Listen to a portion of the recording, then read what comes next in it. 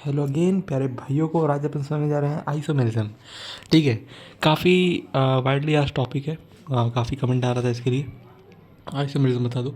देखो भैया, आइसोमेरिज्म समझो in simple word, two or more compound having same molecular formula but different physical oblique chemical properties. मतलब जिनका molecular formula same है, physical और chemical बड़े डिफरेंस है ना, उनको बोलते हैं आइसोमर्स। और जो इसको कर रहे हैं उनको बोलते हैं, मतलब ये जो फिनोमेना हो रहा है इसको बोलते हैं आइसोमेरिज्म। ठीक है, अगला आता है स्ट्रक्चरल एंड स्टीरियो। देखो आइसोमेरिज्म के दो पार्ट होते हैं, एक होता है स्ट्रक्चरल, एक होता है स्टीरियो। स्ट्रक्चरल क्या होता है?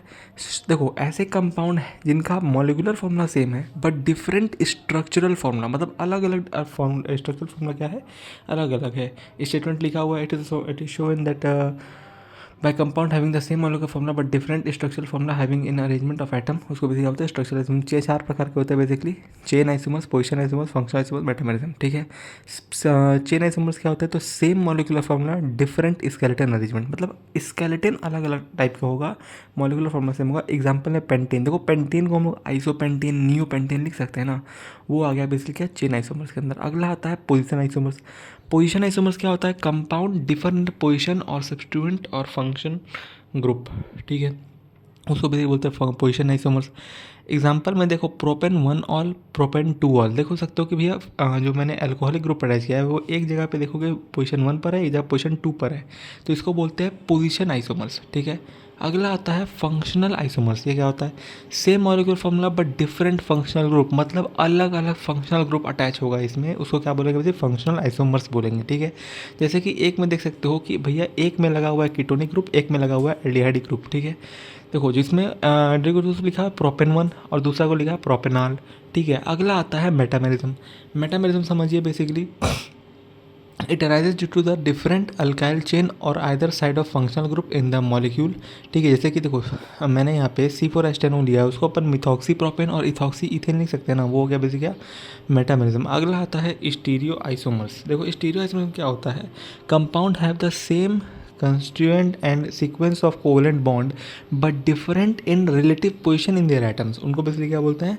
स्टीरियो आइसोमर्स बोलते हैं। दो प्रकार के होते हैं, एक होता है ज्योमेट्रिकल, एक होता है ऑप्टिकल। ज्योमेट्रिकल में याद रखना सिस और ट्रांस होते हैं।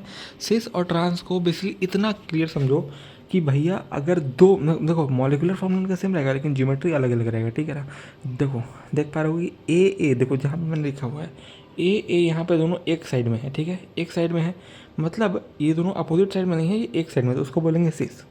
जैसे ही ए जो है वो अपोजिट साइड में आ गया, मतलब 180 डिग्री के आसपास आ गया, उसको बेसिकली बोलेंगे, मतलब जब देखो जस्ट अपोजिट साइड पे आ गया ना, उसको बोलते हैं ट्रांस। ठीक है, एक सिंगल प्लेन लाइन के अंदर बेसिकली इधर पे है तो इधर भी आया गया। ठीक है, उसका बोलेंगे, उसको बोलेंगे ट्रांस में आ गया।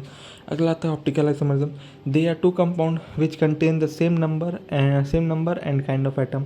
देखो ऑप्टिकल आइसोमरिज्म के अंदर याद रखना बेसिक एनेंशियोमर्स होता है, डेक्स्ट्रो और लीवो, जो कि ऑप्टिकल एक्टिविटी करता है। ठीक है, उसकी बात में हम कभी और कर दूंगा। ठीक है, अब तक के लिए इतना जानिए। अच्छा, एक और आता है इसमें मेरिडोनियल और फेशियल ना। मेरिडोनियल होता है बेसिकली Me3B3 और फेशियल का भी सेम ही होता है, उसको भी मैं उसी पार्ट में डिस्कस कर दूंगा। तब तक के लिए आप इसको देखिए और इसका स्क्रीनशॉट ले जाओ तो ले सकते हो। ठीक है, आई होप आप लोगों ने ले लिया होगा। ऐसे ही और वीडियोस के लिए सब्सक्राइब रहना और कमेंट जरूर करना अगर कोई डाउट हो इसमें। ठीक है ना, क्योंकि मैंने यहाँ पे बहुत क्रिस्प वर्ड्स के अंदर इसको समझाने की कोशिश की है। ठीक है, बहुत छोटे वर्ड्स के अंदर, कि इन शॉर्ट समझ जाइए आप लोगों को। ये अगर ये आप समझ गए पैटर्न क्या है तो आप लोगों को इसमें इससे क्वेश्चन में दिक्कत नहीं होगा। तब तक के लिए थैंक यू वेरी मच।